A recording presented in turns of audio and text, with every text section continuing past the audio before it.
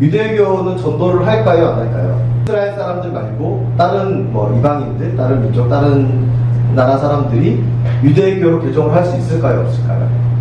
네, 그 신명기를 보면 여호와의 총회에 들어올 수 없는 그 민족들이 있어요. 모압이라든지 암몬이라든지 에돔 족속은 몇 대 지나서 받을 수 있다 이런 식으로. 그러니까 그 원칙적으로 이 말은 다른 이방인들도 유대교를 믿을 수 있고 이제 개종을 할 수 있다는 거예요. 그런데 이제 유대교를 믿는 사람들이, 이스라엘 사람들이 적극적으로 이제 유대교를 어떻게 전파한다거나 전도하기에 쓰는 모습은 좀 잘 보기 힘든 것 같습니다.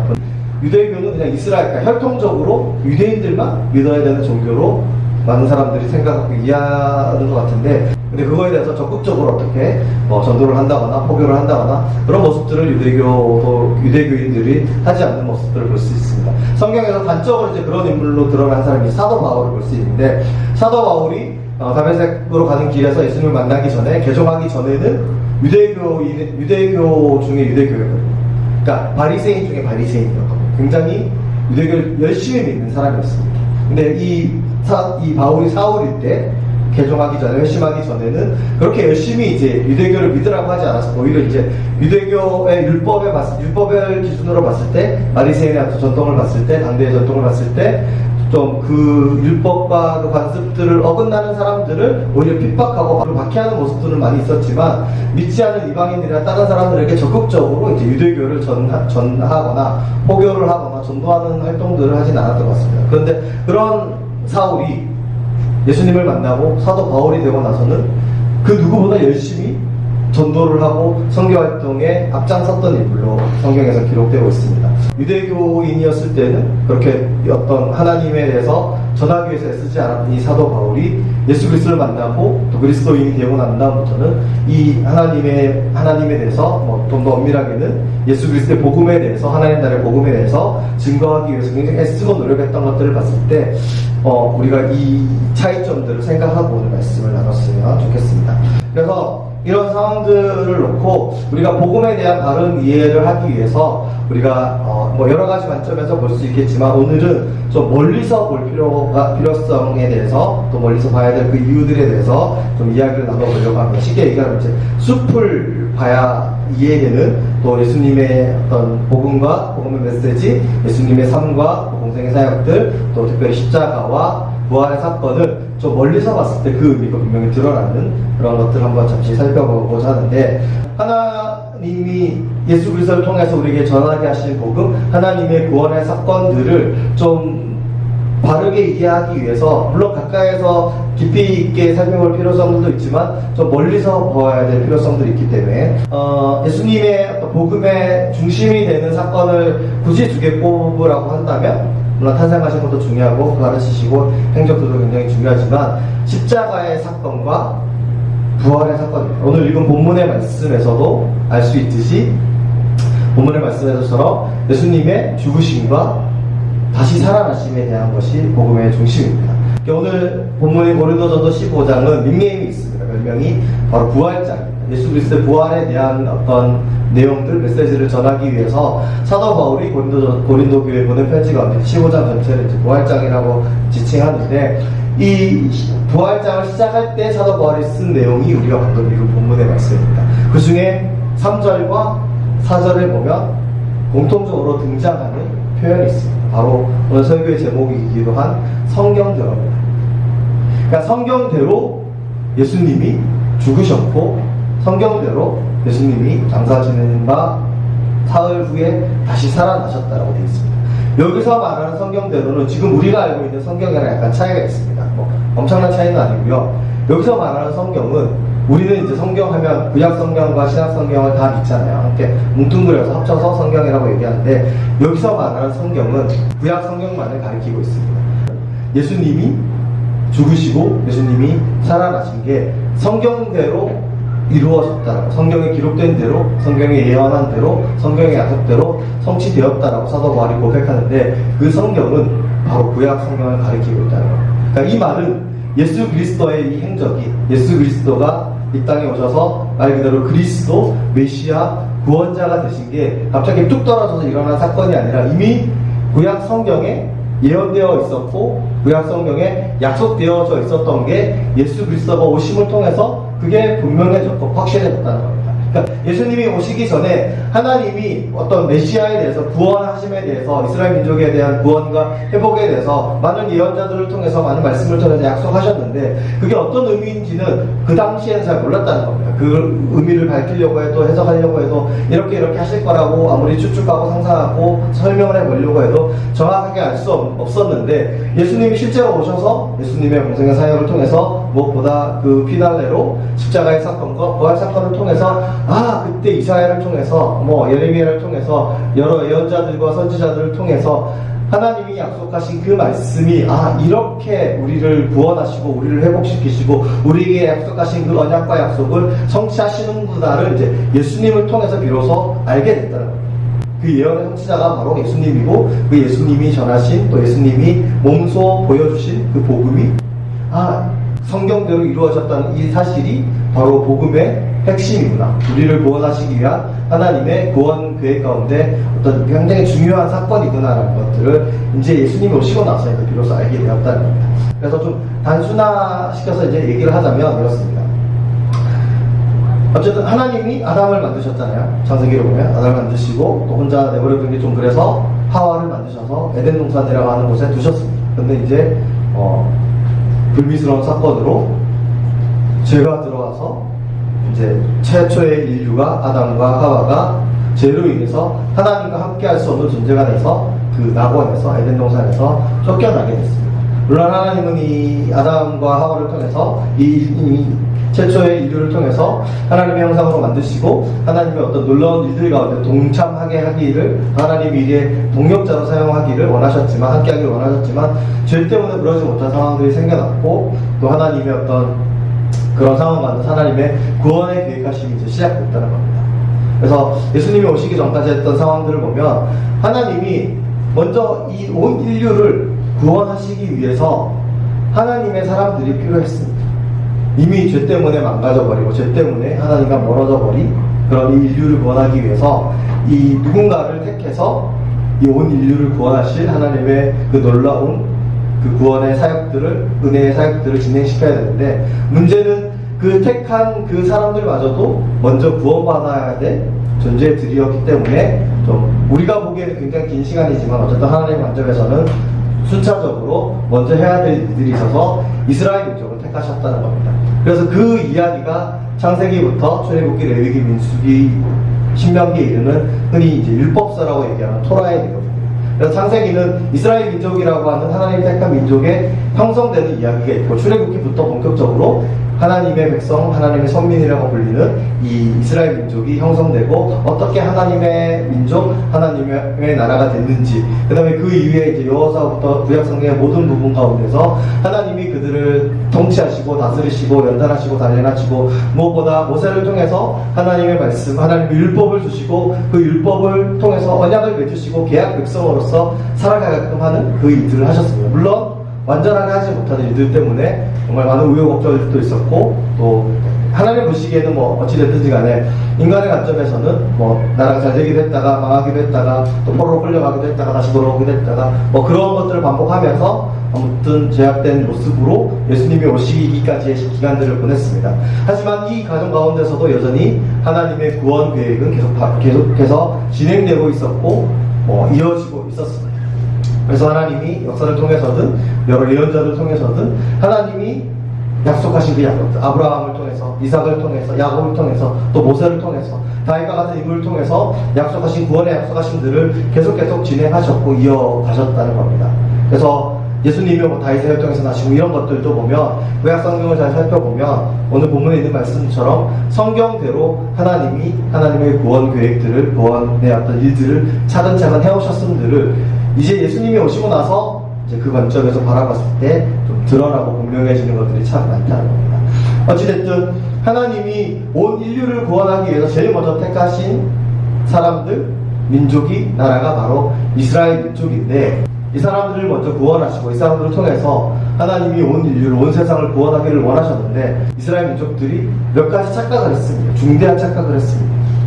그러니까 자기들이 먼저 선택받은 거에 대해서 굉장히 우리가 우월하고 우리가 특별하기 때문에 선택받았다라고 생각을 했습니다. 하나님의 뜻과는 상관없이 우리는 우리가 더 특별하기 때문에, 우월하기 때문에 우리의 조상인 믿음의 조상인 아브라함에게 주신 이 약속을 지키기 위해서 우리를 택하셨고, 하나님은 우리만의 하나님이야 라고 그렇게 생각했다는 겁니다. 하지만 정작 하나님은 이 이스라엘 민족을 통해서 온 세계와 온 인류를 구원하고 싶으셨는데 자기들만 구원받으면 된다라고 하는 착각을 했다는 겁니다. 그게 좀 단적으로 드러난 사건이 사도행전 15장을 보면 예수님이 오시고 초대교회의 공동체가 형성됐을 때, 그때 이제 이방인 그리스도인들을 받아들일 때 어떻게 할 것인지에 대해서 논의하는 내용이 나옵니다. 그리고 결론적으로는 굉장히 선하고 아름답게 결론이 났지만, 그때 이방인 개종자들을 받아들이는 건 좋지만 그 사람들이 율법을 지키게 해야 돼 하고 주장하는 사람들이 있었습니다. 그 사람들이 바로 이제 구약 성경에 등장하는 이스라엘 민족들처럼 굉장히 배타적이고, 아까 처음에 얘기한 것처럼 이방인들 너희들이 유대교로 개종해도 좋아. 하지만 너희가 개종한다면 철저하게 우리가 지킨 이 율법을 다 지켜야 돼. 할례부터 해서 여러 가지 것들. 그러지 않으면 너희는 유대교를 믿을 수 없어. 하나님을 섬길 수 없어. 우리 여호와의 총회, 우리의 총회에 들어올 수 없어라고 굉장히 배타적이고 엄격한 잣대를 댔다는 겁니다. 사도행전 15장의 예루살렘에서는 그리스도, 그때 초대교회거든요. 예수님을 믿고 따르는 사람들은 다행히 선조들의 조상들의 마인드를 따라가지 않았지만 실제로 그런 생각들을 가지고 이방인들을 배척하고 이방인들을 밀어냈습니다. 그리고 그 사람들은 우리들이 특별하고 우월하고 우리는 선민이니까 너희들은 죄인이야 라고 선긋기를 했습니다. 그래서 유대교인들은 특별히 열심히 하나님을 전한다거나 전도를 한다거나 또 포교를 한다거나 그런 행위들을 무시할 필요가 없는 거죠.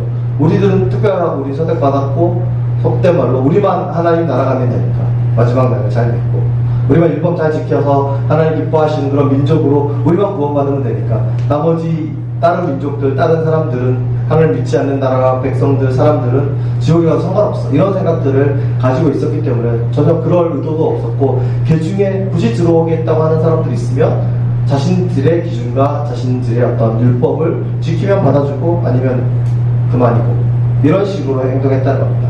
하지만 그게 하나님의 뜻은 분명히 아니었다는 것들을 성경을 통해서 알 수가 있습니다. 특별히 이사야서 같은 예언서들을 보면 하나님이 분명 이스라엘 민족을 먼저 택하신 것은, 그들을 선민으로 부르신 것은 그들을 통해서 온 세상, 온 인류, 온 세계에 있는 하나님이 주신 창조 세계의 모든 생명들이 구원을 받게 하기 위해서, 죄로 인해 물들고 타락하고 파괴되어 버린 하나님의 이 피조 세계를, 창조 세계를 처음과 같은 의미와 목적으로 회복시키기 위해서 먼저는 이 이스라엘 민족을 택하셨고, 그 민족의 후손 가운데 독생자 예수 그리스도를 태어나게 하셨다는 겁니다.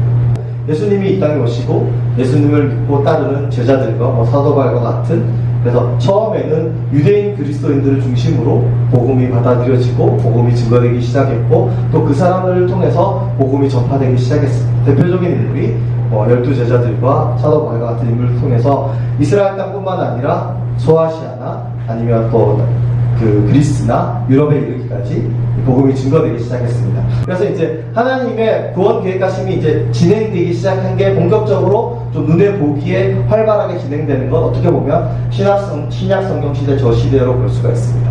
어떻게 너희에게 복음이 전해졌고, 하나님이, 예수님이 나를 통해서 전하게 한 이 말을 통해서, 이 복음을 통해서 너희가 구원을 얻게 될 것이라고 얘기하면서 그게 어떻게 이루어졌는지에 대한 이야기들을 이제 이야기하고 있는 게 이제 고린도서 15장의 이야기고, 그 가장 중심 주제가 예수님이 다시 살아나시는 이야기입니다. 아무튼 이제 이렇게 복음이 증거됐는데, 이때 당시에 복음이, 그러니까 하나님에 대한 복음, 또 예수 그리스도의 이 복음이 증거될 때 잘 수용이 됐을까요? 아니면 좀 밀어내는 일들이 많았을까요? 여러 나라 민족 가운데. 그러니까 배타적이고 거부 반응들이 많이 일어났습니다. 왜냐하면 저 시대는 지금 우리가 사는 시대와 다르게 신들의 시대입니다. 구약 성경의 시대는 전쟁이 그냥 이 나라와 이 나라, 이 민족 싸움이 아니고 신들의 전쟁으로 이해를 했습니다. 저 시대에도 정말 많은 신들이 있었습니다. 나라마다 있었고요, 동네마다 있었고, 도시마다 있었습니다. 민족마다 자신들이 믿는 신이 있었습니다. 그게 한두 해 된 게 아니라 굉장히 오랜 전통을 가지고 있었습니다. 우리가 잘 알고 있는 것처럼 그리스만 해도 신이 어마어마하게 많잖아요.